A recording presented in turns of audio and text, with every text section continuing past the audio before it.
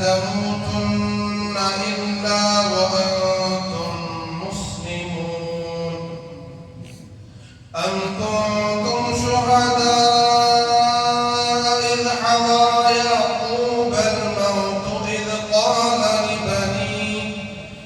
قال لبنيه ما تعبدون من بعدي قالوا نعبد إلهك وإله آبائك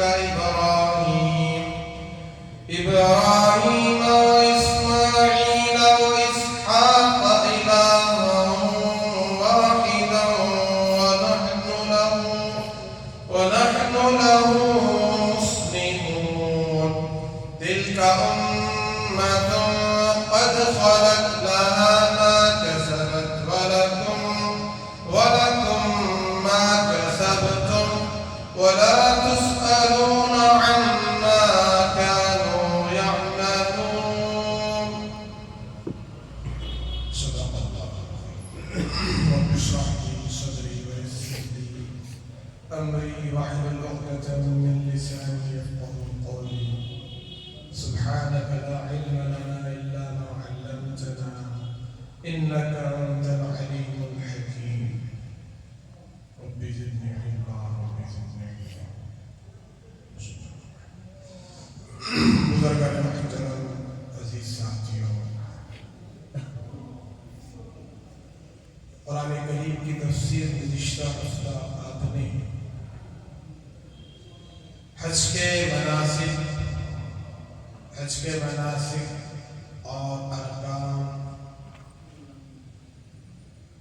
کہاں سے شروع ہوئے اور سیدنا ابراہیم علیہ السلام کی قربانیاں اور اللہ تبارک و تعالیٰ نے کائنات کا مقدس گھر پھر سے سیدنا ابراہیم علیہ السلام کے ذریعے تعمیر فرمایا، اس کے بارے میں آپ نے تفصیلاً سنا، اور آج انہی کا ذکر یعنی حضرت ابراہیم علیہ السلام ہی کا ذکر چل رہا ہے، اور آپ کے صفات اور آپ کی مقبولیت کائنات میں اللہ کے نزدیک اور اللہ کے نزدیک آپ کا جو مرتبہ ہے، مقام ہے، اس کو بیان کیا جائے۔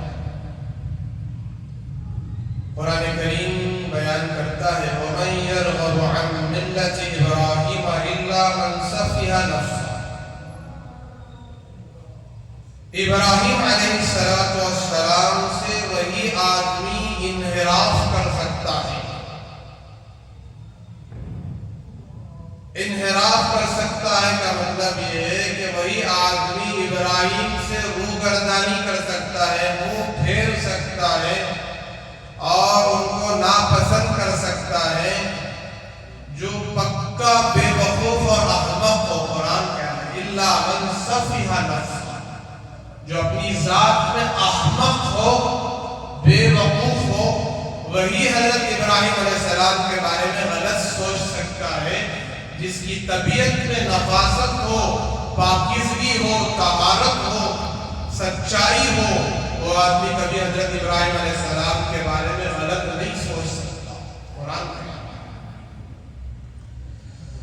وَلَقَدِ اصْطَفَيْنَاهُ فِي الدُّنْيَا، اللہ تعالیٰ فرماتے ہیں ہم نے ابراہیم کو سارے جہان کے لیے چنا ہے،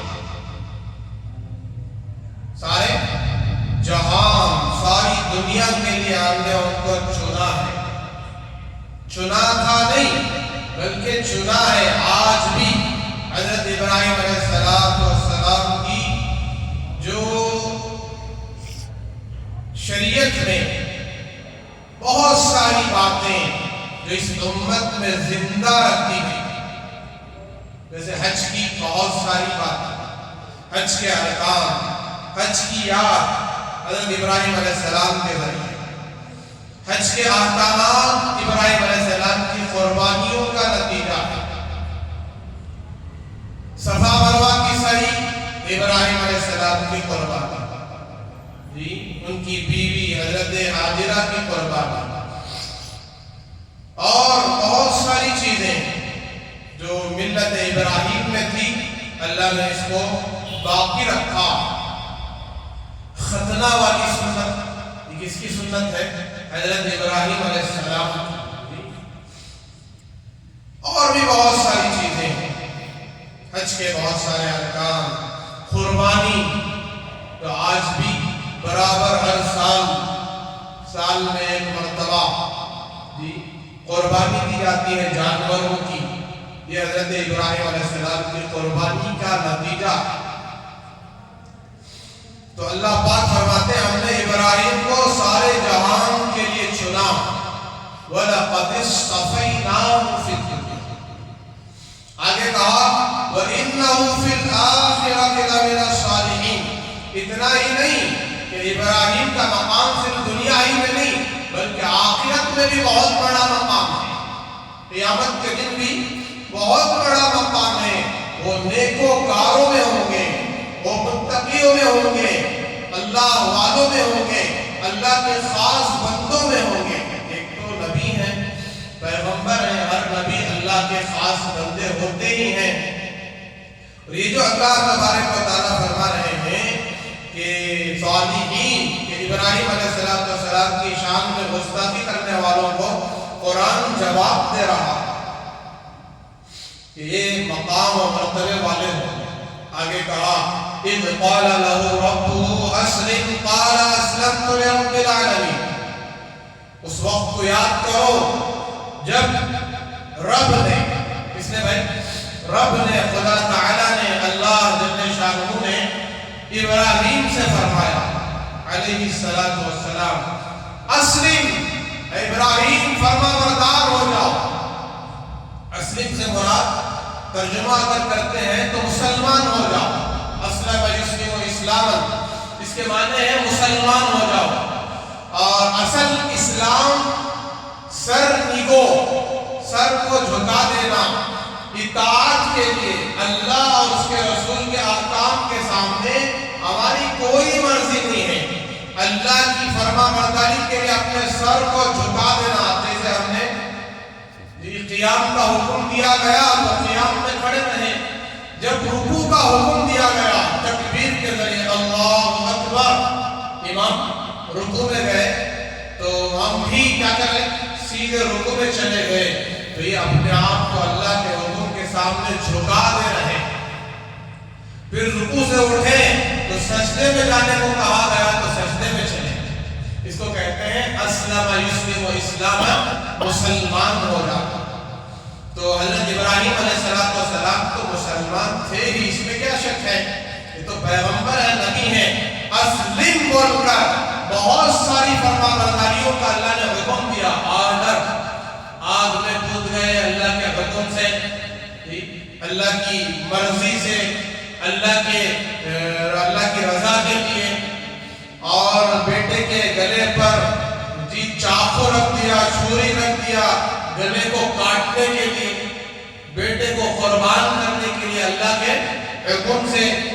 بیوی اور بچے کو لے جا کر وادی غیر زیزر میں، ویران جگہ، جنگل بیابان، جہاں ایک گھاس نہیں اگتا، ایک دانہ نہیں ملتا، ایک پانی کا خطرہ نہیں ملتا، ایسی جگہ لے جا کر، چاروں طرف پہاڑی علاقہ، وہاں لے جا کر چھوڑ دیا تپتی ہوئی ریت پر، اور گرمی میں دھوپ میں لے جا کر چھوڑ دیا۔ کس کے حکم سے؟ اللہ کے حکم سے۔ تو اسلم سے مراد فرما برداری کرو۔ تو کتنی فرما برداریاں انہوں نے کی، ساری فرما برداریوں میں کامیاب ہو گئے۔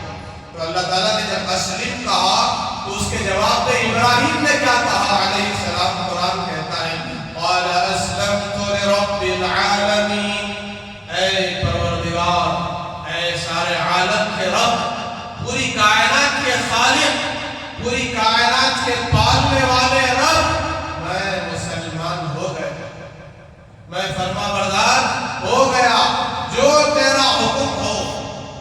اسی لیے تفسیر میں لکھا ہے کہ جب گلے پر چھری رکھ کر اسماعیل پر چاقو چلائی گئی، چھری چلائی گئی، جب گردن نہیں کٹ رہی تھی تو یہ سوچ میں پڑ گئے اتنی تیز چاقو اور میرے بازوں میں اتنی طاقت۔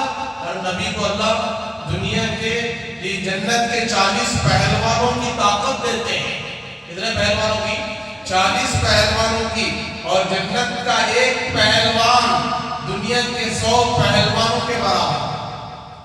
جنت کا ایک پہلوان دنیا کے 100 پہلوانوں کے برابر طاقت ہوتی ہے. تو آپ اندازہ لگائیں 40 پہلوانوں کی طاقت کتنی ہو گئی اب؟ دنیا کے 4000 پہلوانوں کی طاقت. انبیاء کو اللہ طاقت دیتے ہیں. انبیاء بوڑھے ہونے کے باوجود بھی بوڑھے نہیں ہوتے. دیکھنے میں بوڑھے لگتے ہیں عمر کی وجہ سے، لیکن حقیقت میں بوڑھے نہیں ہوتے، وہ جوان ہی ہوتے ہیں. اسی لیے تو 86 سال کی عمر میں آ کر 6 سال کی عمر میں آ کر فرشتوں نے خوشخبری سنائی ابراہیم علیہ السلام کو آپ باپ بنیں گے.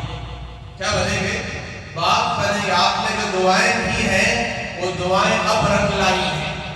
اللہ نے اب قبول کیا ہے، آپ باپ بنیں گے. کیا بنیں گے بھائی؟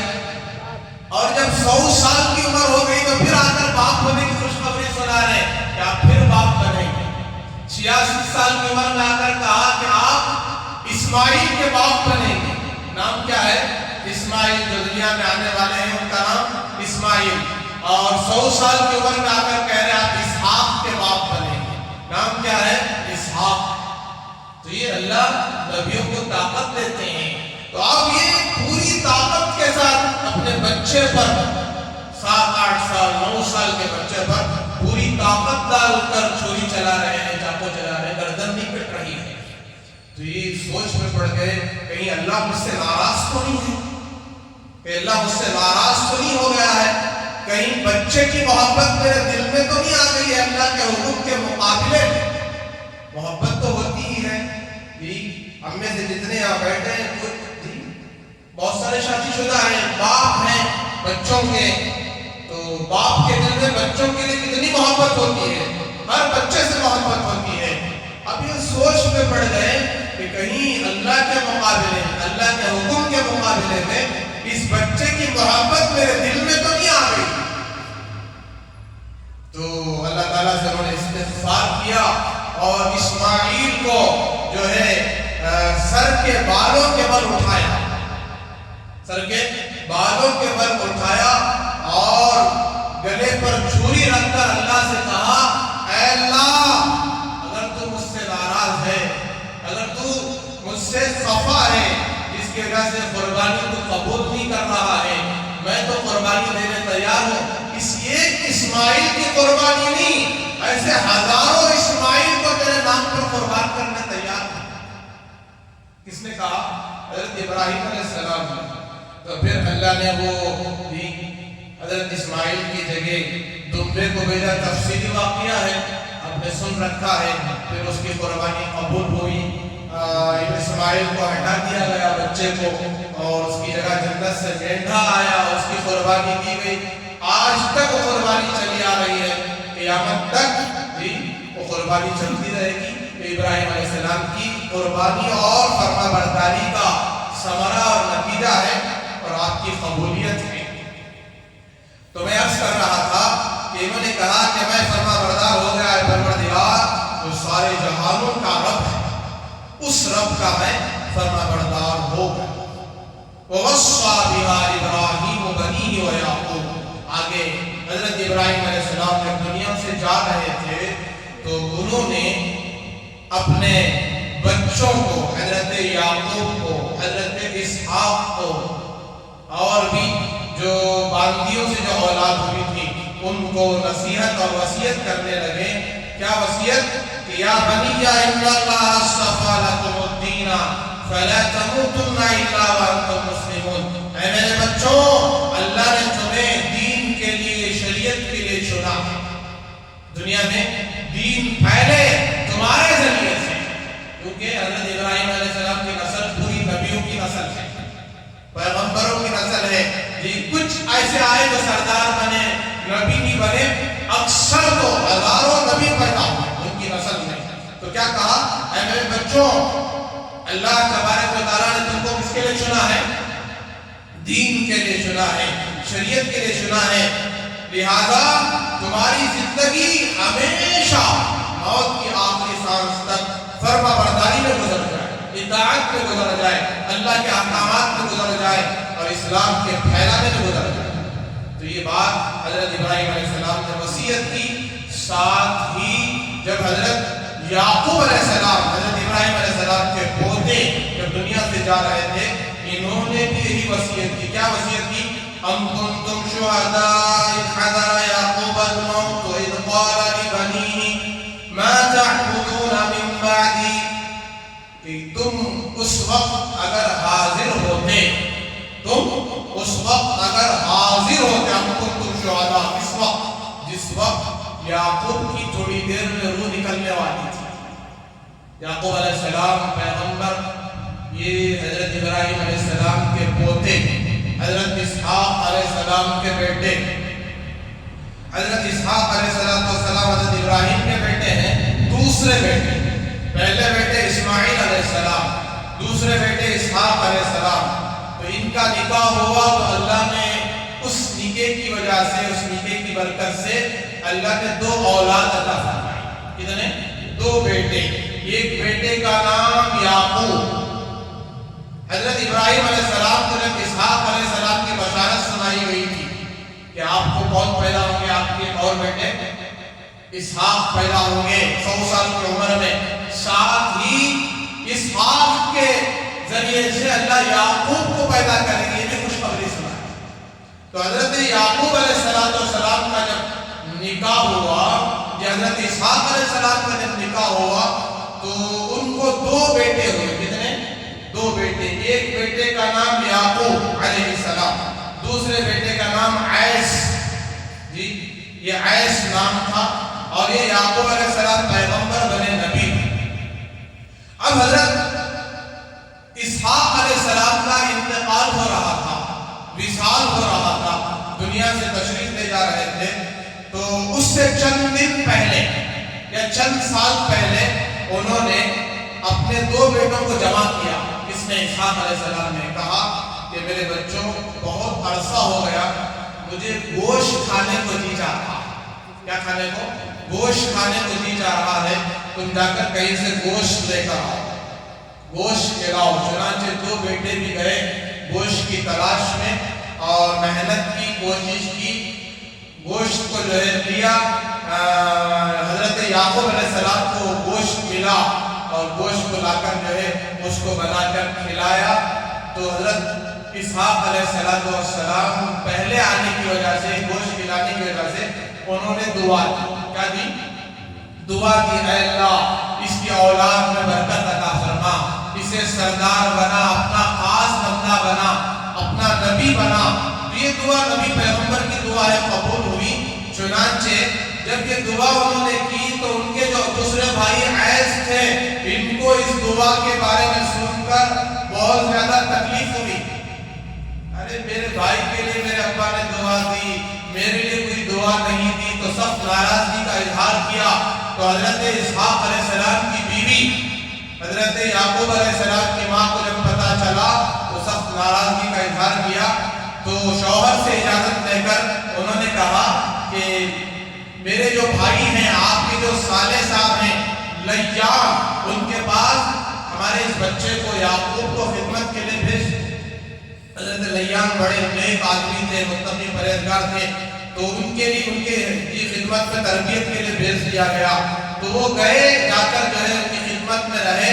جب شادی کی عمر قریب آ رہی تھی تو انہوں نے، حضرت یعقوب علیہ السلام نے اپنے ماموں سے فرمایا کہ میں آپ کی بیٹی سے نکاح کرنا چاہتا ہوں، ماموں کی بیٹی مولوی بہن نکاح کرنا چاہتا ہوں۔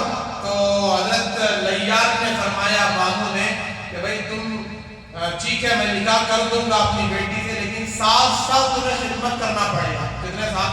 7 سال۔ کیوں؟ مہر دینے کے لیے۔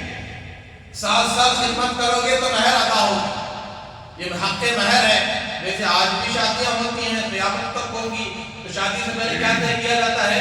مہر طے کیا جاتا ہے، سونا، چاندی، پیسے، نقد، کیش، ادھار، بعد میں، پہلے، لیکن دینا ضروری ہے، طے کرنا ضروری ہے۔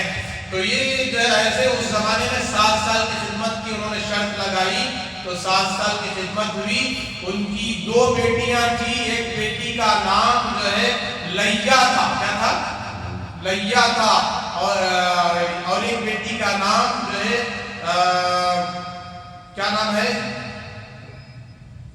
صبح بتایا نا بھائی، بھول گئے.